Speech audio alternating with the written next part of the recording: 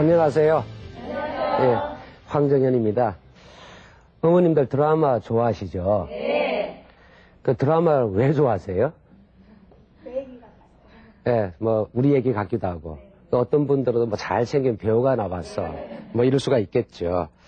근데 사실은 드라마를 보게 되면은 우리 일상적인 생활의 삶과 유사한 점 많이 발견할 수가 있어요.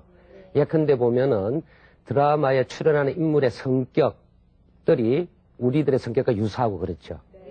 또 드라마 출연하는 인물의 성격에 따라서 말하기도 그렇게 돼 있어요. 예를 들자면은 좀 성격이 좀 띨띨한 사람은 띨띨하게 말하거나 또 성격이 좀 어리숙한 사람은 또 어리숙하게 말하거나 또 성격이 좀 날카로운 사람은 날카로운 소리로 말하거나 그렇죠. 그래서 가만히 보면은 드라마에서 배우들이 어떤 자기 성격에 맞는 그런 그 말소리를 갖다가 하듯이 실제 우리 생활 속에도 보면은 그 사람의 말을 들어보게 되면은 그 사람의 말을 통해서 성격이라든지 어떤 여러 가지 상태가 있다는 걸 갖다가 상당히 많이 알 수가 있어요. 아이들의 그 성격 교정을 할 때 가만히 보면 말이죠. 성격을 고친다는 얘기죠. 성격을 어떻게 고치느냐? 결국은 언어 교정하고 연결이 돼 있어요. 성격을 바꿔주려고 하기 위해서는 언어를 교정해주면은 성격도 바뀐다. 그렇게 보고 있어요. 그래서 말이나 성격이나 이런 관계가 굉장히 밀접한 관련이 있다는 거죠. 제가 근무한 학교가 저는 이제 교사를 양성하는 대학에 근무를 하고 있어요. 그래서 가끔 이제 그 서울 시내 초등학교 현장을 방문할 때 가끔 있거든요. 그러면서 초등학교 1학년 아이들을 지도하는 교사들을 만나서 얘기를 나눠보면은 상당히 놀라운 얘기를 많이 하고 있어요. 그건 무슨 얘기냐면요. 초등학교 1학년 아이들 가운데서 말을 할 때 혀 짧은 소리를 하는 아이들이 꽤 있다는 거예요. 그게 소위 말해서 유아의 흔적이라는 거죠. 학교 다니기 전에 집에서 엄마한테 어리광 부리거나 그럴 때 왜 일부러 그렇게 혀 짧은 소리 하잖아요. 그렇죠. 그런데 그런 습관들이 고쳐지지 않고 그들 학교로 들어온다는 거죠. 그래서 혀 짧은 소리를 한 아이를 갖다가 조사를 해봤더니 반에서 한 3분의 1 정도가 혀 짧은 소리를 하고 있더라. 그래서 그 아이들을 정말 혀가 짧아서 혀 짧은 소리를 하는 건지 혀가 정상인데도 혀 짧은 소리를 하는 건지 그걸 이제 한번 진단을 해본 거예요. 근데 진단 방법을 제가 가르쳐 드릴게요. 혀를 쏙 내밀어서 실제로 혀가 짧은 아이는요. 혀 끝이 입술을 밖에 안 닿아요. 그런데 혀가 정상적인 아이들은 혀를 내밀면은 대개 입술 위에 인중이 있죠. 여기가 혀가 닿아요. 그런데 문제는 어디 있냐면은 혀가 원래 짧으면은 물리적으로 치료할 수밖에 없어요. 의학적으로. 그렇죠. 그런데 혀 짧은 사람 아이를 모아놓고 혀를 쑥 내밀어 봐라 했더니 혀가 인중에 닿는 아이, 즉 혀가 정상인데도 혀 짧은 소리를 한다는 거예요. 이게 소위 말해서 아까 말씀드렸듯이 이제 유아의 현상이 그대로 남아있다는 거죠. 그런데 이걸 일찍 발견해가지고 고쳐줘야 되겠죠. 자, 진단이 됐으니까 어떻게 고치느냐 하면은 이때는 리얼 발음이 연결되는 그 소리들이 있어요. 예를 들면 자동차 엔진 소리, 부르릉 부르릉 이런 거 있죠. 그 다음에 따발총 소리 따르르 따르르. 요 훈련을 계속 시키면은 혀가 정상적인 아이가 혀 짧은 그 소리를 갖다가 교정해 줄 수가 있어요. 그런데 초등학교 1학년 담임선생님이 그걸 잘 발견해서 일찍 발견해서 1학년 때 그걸 교정을 해주면은 그거는 굉장히 그 아이는 큰 교육적 혜택을 받은 거예요. 대개 보면 집에서 어머니들이 아이가 어리니까 또 별로 관심 안 기울이고 혀 짧은 소리를 하는 걸 그대로 두고요. 또 학교에서 담임선생님이 그냥 유심히 관찰하지 않고 그냥 쭉 지나가요. 그럼 대개 초등학교 6학년 만 12세까지 그대로 그 혀 짧은 소리를 계속 아이가 하잖아요. 그러면은 이미 혀가 굳어져 가지고 그 이유는 교정하기 힘들다는 거예요. 그럼 그 아이는 성인이 되어서도 평생 뭐예요? 혀 짧은 소리를 하고 살아가야 된다는 거죠. 사실은 이런 혀 짧은 소리 때문에 사회생활을 제대로 못하고 또 자신의 열등감으로 인해서 상당히 어려움을 겪는 사람이 꽤 있어요. 예를 들면 여러분들이 만약에 회사의 어떤 그 인사 담당하는 담당자를 생각해 보세요. 자, 대학을 졸업한 사람이 인터뷰를 해요. 하는데 아이처럼 혀 짧아서 땡땡땡거리면은 보고 싶지 않겠죠. 또 서로 연애할 때도 혓반 소리, 혀 짧은 소리 하게 되면은 여자가 뭐예요? 믿음성이 좀 덜 가겠죠. 그렇잖아요? 그러니까 회사 인터뷰에서도 떨어져. 연애도 실패래. 또 그런 것들이 또 마음의 상처가 돼서 열등감으로 쌓이게 되면요. 결국은 그 사람은 정상적인 사회생활 하기가 굉장히 뭐예요? 어렵게 된다는 거죠. 그래서 말하기라고 하는 것은 제대로 어떻게 말을 잘 하느냐 못하느냐 하는 것을 일찍 발견해서 진단하고 치료해 줘야죠. 그렇지 않으면은 아까 말씀드렸던 대로 성인이 되어서 교정하기는 굉장히 어렵다는 점이 있어요. 그런 측면에서 이번 시간에는 그런 그 말하기와 관련된 그런 그 진단과 치료 방법에 관한 얘기를 좀 말씀드리도록 하겠습니다. 자, 그 말씀을 드리기 전에 혹시 어머님들께서도 여러분들의 자녀 가운데서 말하기에 대한 어떤 문제점이 혹시 있으신가요? 예, 한번 말씀해 보시죠.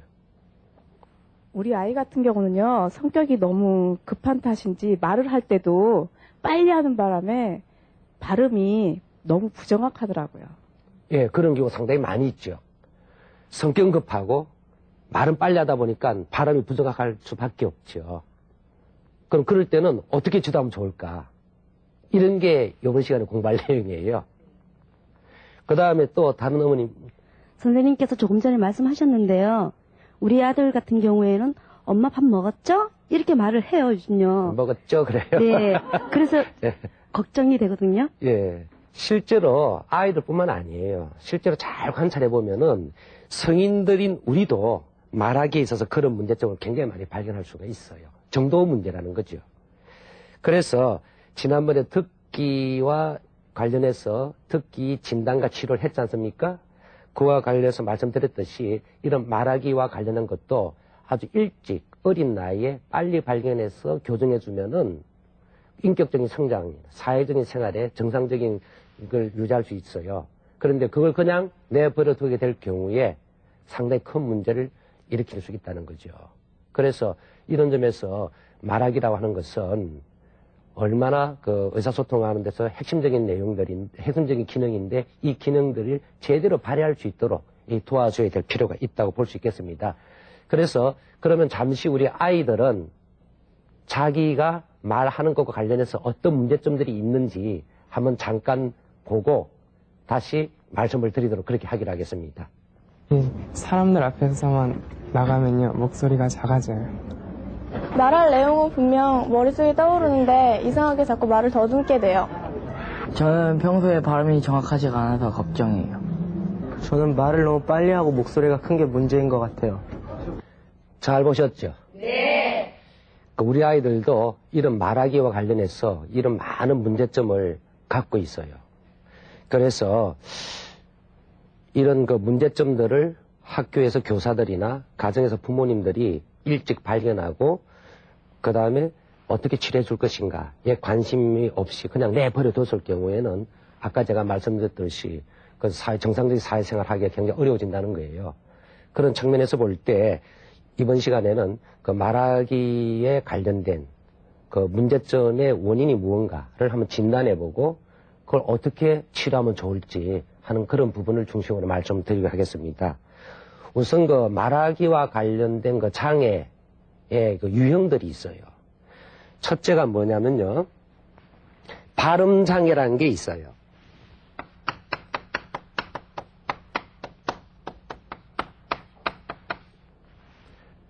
그리고 두 번째는 음성 장애. 세 번째는 발달 장애. 그리고 마지막으로 말 더듬이 장애라는 게 있죠.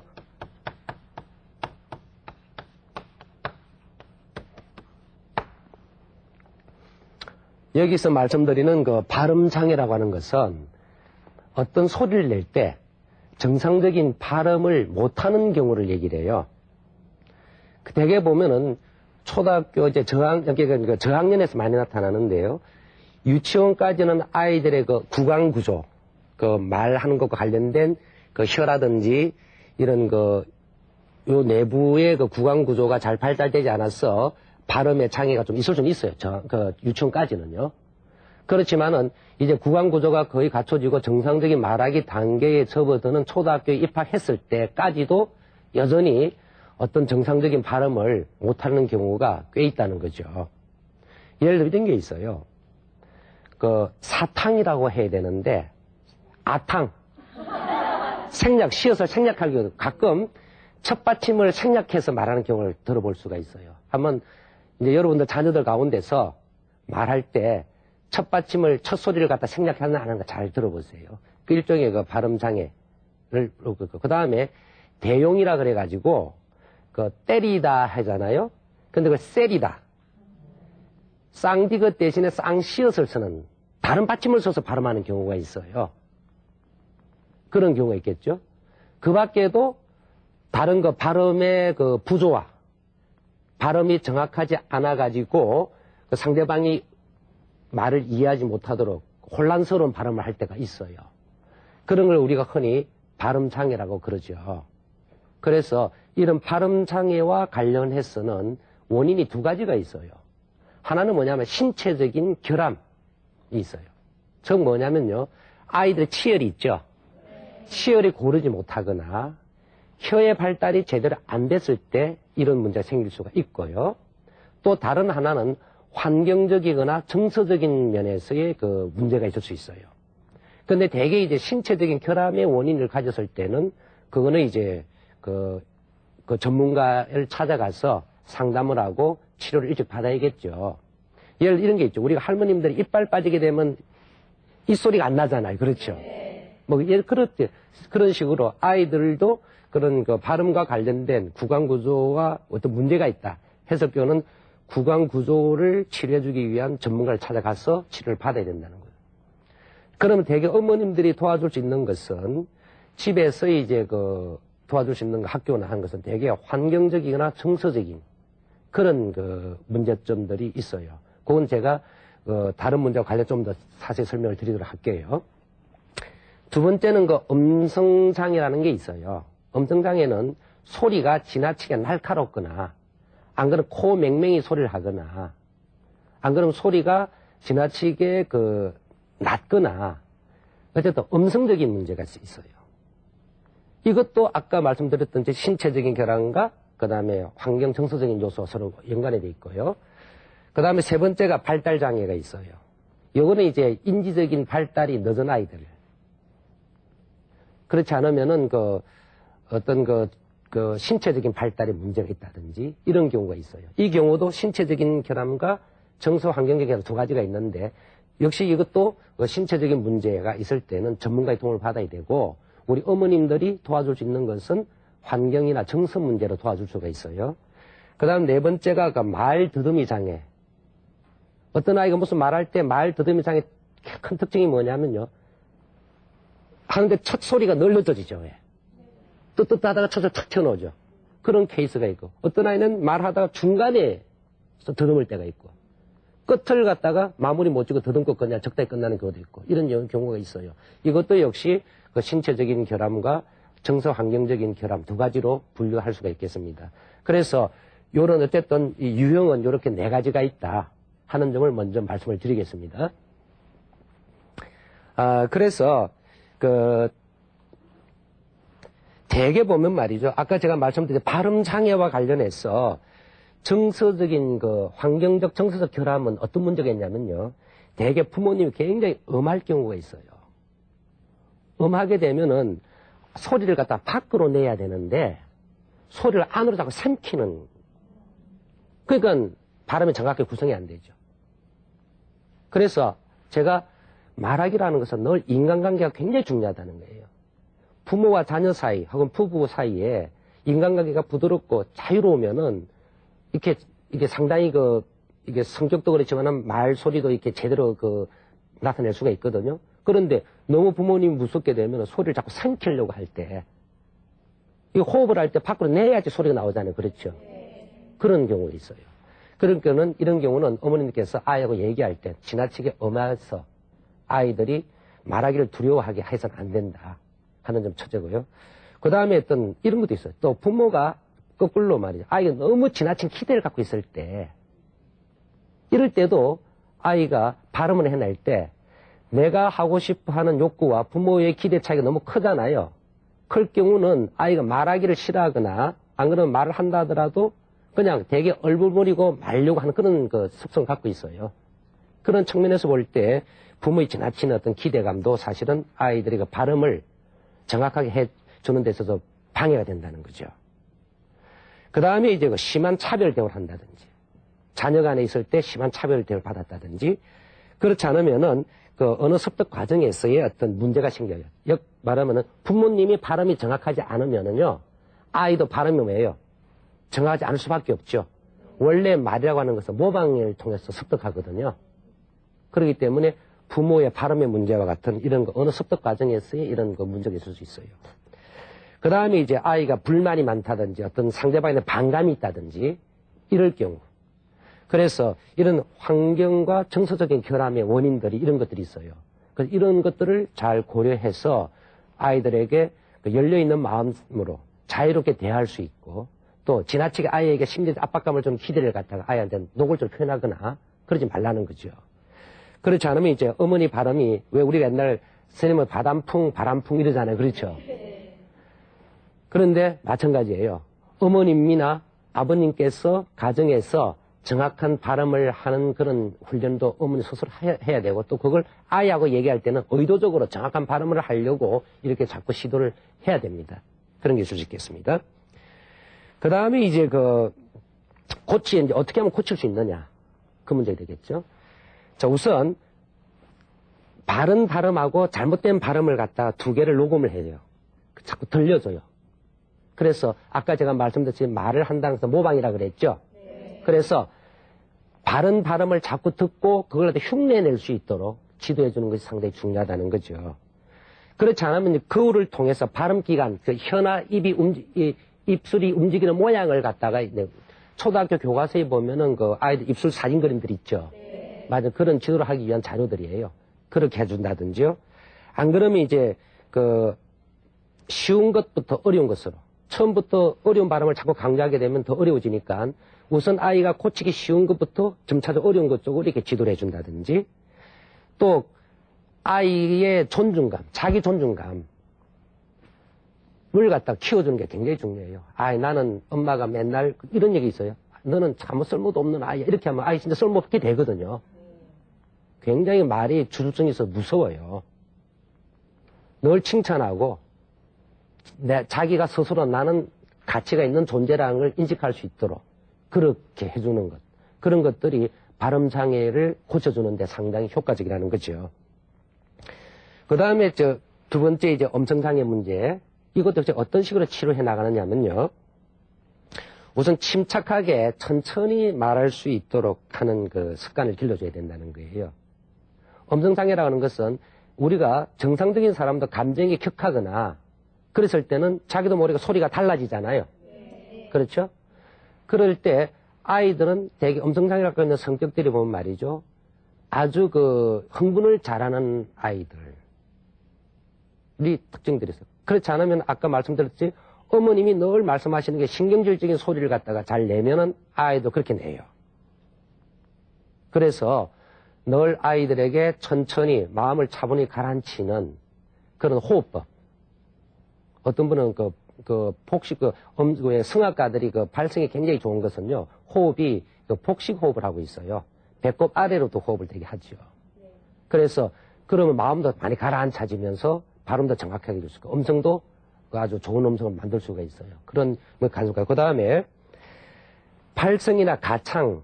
그래서 음악 치료 같은 데서 보면 말이죠. 아이에게 어떤 노래 가사를 정확하게 부르고 박자에 맞춰서 부르게 하는 게 있잖아요. 그런 훈련도, 가창 훈련도 상당히 음성을 조정해 주는데 효과적이라는 거죠. 그 밖에도 이제 자기 소리를 한번 녹음해. 왜냐면 자기 소리를 자기가 잘 몰라요. 저도 가끔 이제 내 소리를 갖다 모르는데 내 소리를 녹음해서 들어오면은 낯설게 들릴 때가 있잖아요. 그렇죠? 낯설게 들릴 때가 있어요. 그래서 자기 소리를 자기 의식하지 못하는데 내 소리, 내 음성이 어떤가를 갖다 아이들 의식하게 해주기 위해서 아이 소리를 녹음해뒀다 한번 들어봐라. 듣기가 좋으냐? 어떠냐? 그 아이가 스스로 문제를 발견하고 교정할 수 있도록 그렇게 아이 소리를 녹음해서 들려주는 것도 또 효과적이라 볼 수 있겠습니다. 그 다음에 세 번째 유형 가운데 발달장애 있어요. 이 발달장애라는 것은 말하는 거하고 그 연령에 말하는 게 연령에 비해서 아주 떨어지는 경우가 발달장애라 볼 수 있겠죠. 그래서 이런 아이들이 되게 문제점이 어디서 나오냐면요. 그 가정의 그 문제와 관련해서 그 가정이 너무 빈곤해서 어떤 그 서로 접촉할 수 있는 그러니까 부모가 다 일하러 나가고 혼자만 늘 있잖아요. 누가 돌반성 없고 혼자만 어릴 때부터 혼자 있죠. 이런 거 어느 환경에 놓여있을 때 이 발달장애가 즉 말하기가 좀 늦을 수가 있어요. 그 밖에 또 보면은 부모님이 자녀를 잘 이해해주지 않아서 아이가 처음부터 단념해버려요. 말하기 자체를. 그 부모의 몰 이해로 인해서 아이가 말하기를 단념할 때도 역시 그 언어 발달 장애의 원인이 될 수가 있어요. 또 사귀는 친구가 자기 연령대보다 어린아이하고 사귈 때 이런 문제가 생겨요. 사실은 자기 또래끼리 사귄다든지 그렇지 않으면 자기가 조금 형들 그러니까 형제가 많은 집안의 아이들이 그 말하기 발달이 상당히 도움이 돼요. 그런데 형제가 없으니까 자기보다 어린 아이하고 사귀어요. 이웃 동네. 그러면은 그 아이하고 대화를 하다 보니까 그 연령에 맞는 말하기가 안 되겠죠. 그 친구 관계에다 문제가 있을 수 있고요. 그 다음에 자기가 말하는 의견에 자신감이 없어요. 자신감이 없어요. 이건 아까 심리적인 요인 관련돼 있거든요. 그래서 아까 제가 말씀드렸듯이 아이에게 자기 존중감을 길러줘야 된다. 자신감 길러낸다. 이런 경우. 자신감이 없으니까 의견을 제시하지 않을 거고 또 의견을 제시했다 하더라도 그냥 적당하게 그냥 마무리하고 없는 것처럼 이렇게 그냥 끝내버리는 이런 수가 상당히 많이 있거든요. 이런 문제. 자기 의견에 자신감이 없다. 이럴 경우 자신감을 길러줘라. 그 다음에 말하기 자극을 받지 못했다. 이건 무슨 말인가 하면 아까 지난번 시간에 제가 말씀드렸죠. 물도 말을 걸면은 반응한다 그랬죠. 아이가 아주 어리다 하더라도 말을 자꾸 하면요. 아이가 반응을 해요. 그런데 얘는 말귀를 못 알아니까 말 하나만 하게 말 안 하면은 안 된다. 그러니까 말하기 자극을 끊임없이 주라는 거죠. 그것도 어떤 내용의 말하기냐. 긍정적이고 그렇죠? 칭찬하는 말이라든지 그런 식으로 그런 말을 자꾸 정말 이쁘구나. 그리고 자꾸 아이하고 갓난아이라도 대화하고 그 다음에 아이가 유치원 가고 중고등학교를 다닌다 하더라도 많은 대화를 통해서 아이가 자기 생각을 말할 수 있도록 그렇게 해주는 자극이 중요하다 하는 거죠. 그 다음에 이제 어떤 아이들은 보면요. 말하기와 관련해서 쓰라린 경험 있는 아이들도 이런 발달 장애가 있을 수 있어요. 예를 들면은 아이가 기껏 생각해서 어떤 말을 했는데 그 말을 아주 무시당해서 마음에 상처를 받았을 때 그 이유로는 뭐예요? 말하고 싶지가 않게 되고 말을 하지 않게 되다 보니까 말하기에 대해서 발달 장애가 생길 수 있다는 거죠. 그래서 이런 문제점을 해결하기 위해서 어떤 방법들이 있는지 한번 알아보기로 하겠습니다. 첫째가 뭔 말이죠. 말하기 쉬운 환경을 마련한다고 볼 수가 있겠어요. 제가 아까 지나치게 엄한 부모 밑에서 아이들의 말하기에 그 장애가 생긴다 그랬잖아요. 네. 마찬가지예요. 그래서 이럴 경우는 친한 친구들을 좀 많이 갖게 한다든지 안 그러면은 그 듣는 사람이 열심히 들어주는 거예요. 아이가 말할 때 그냥 대강 그렇다고 냉소적으로 그런 것이 아니라 그래 그렇니? 정말 그렇구나 하고 열심히 들어줄 때 아이들 훨씬 말하기 쉬워지겠죠. 그래서 말하기 쉬운 환경을 마련해줘라 하는 게 중요하고요. 두 번째는 그 안정감을 갖게 한다는 거예요. 안정감을 예를 들면 아까 말했는데 부드러운 어떤 학급 분위기나 가정 분위기 안 그러면은 그 부모와 자녀 간의 신뢰감이라든지 친구들 사이 어떤 정다운 관계라든지 이런 것들이 안정감을 키우는 데 도움이 될 것입니다. 그 다음에 자신감을 갖게 한다는 걸 들 수 있어요. 자, 그 아이의 능력에 맞는 활동을 시키는 거예요. 그 아이의 능력에 지나친 기대를 하게 되면 아이가 못하니까 자녀가 잃어갈 거 아닙니까? 그래서 그 아이의 능력에 맞는 말하기 활동을 시킨다든지 그렇지 않으면 장점을 자꾸 칭찬해 준다든지 또 다양한 경험을 제공해서 아이들 말할 기회를 갖다 많게 해준다든지 안 그러면은 아이가 좋아하는 걸 자꾸 해보게 해서 정말 잘한다 이런 식으로 해물어서 자신감을 키워줘라 하는 얘기죠. 그 다음에 흥미와 관심을 갖게 한다 이 점을 들 수 있겠어요. 즉 아이들은 자기가 흥미가 있고 관심 있는 분야에 대해서는 굉장히 말을 잘 하게 돼요. 그렇죠? 그리고 어머님도 마찬가지로 아이가 어떤 분야에 흥미고 관심 있는 걸 잘 이해하는 것이 아이와 대화하는데 굉장히 도움이 될 수 있겠죠. 이런 점을 들 수 있겠어요. 그 다음에 가정과 학교의 협력이 필요하다. 아마 아이들 생활의 반은 학교, 반은 가정이죠. 그럴 경우에 가정에서만 해서 문제가 아니고 가정에서 문제가 있거나 하면 담임쌤한테 알려준다든지 학교 담임쌤이 학교에서 말하는 태도와 관련해서 문제가 있으면 부모는 알려줌으로 해서 서로 가정, 학교 협조적으로 뭐예요. 도울 때 아이의 말하기 능력이 뛰어난다는 말하기 능력이 제대로 발달할 수 있다는 거죠. 그럼 마지막으로 이제 우리가 말하기와 관련해서 아이들이 가장 많은 현상 가운데 말 더듬이가 있어요. 그렇죠. 이 경우가 상당히 많거든. 혀 짧은 소리 아닐 때 아이 어렸을 때 그렇지만은 또 어른이 돼서도 말 더듬이 현상은 여전히 많이 나타난다는 거죠. 이 부분에 대해서 조금 설명을 하도록 하겠습니다. 우선 말 더듬이와 관련된 원인은 심리적인 문제에 많이 나타나요. 말을 더듬는 아이들의 특성을 살펴보면 대개 열등감이 아주 강하거나 비사교적이거나 그렇지 않으면은 반항적인 행동하는 경우가 상당히 많이 있어요. 왜냐하면은 자기가 의사전달하는 데서 자유롭지가 못하니까 오히려 자기가 어떤 말을 표현할 때 오는 즐거움을 맛보지 못해요. 또 그런 즐거움을 맛보지 못하니까 말하기를 싫어하고 또 자꾸 말하기 싫어하니까 주위 사람들 오해가 생기죠. 그럼으로써 정서적으로 심각한 문제를 갖게 되는 거죠. 그래서 이런 말 더듬이와 관련해서 말할 때는요, 일정한 방법이 있어요. 말에는 일정한 소리를 맞춰서, 왜 음악 할 때 박자 맞춰 메트로놈이라는 기계 있잖아요. 안 그러면 그게 없어도 좋아요. 일정한 소리를 갖고 이렇게 하나, 둘, 이렇게 해서 말을 하게. 요 집에서 하루에 한 10분씩 정도만 말하는 속도를 조정해준다. 그러니까 보통 빠르기, 안단테 정도로 해주면 참 좋겠죠.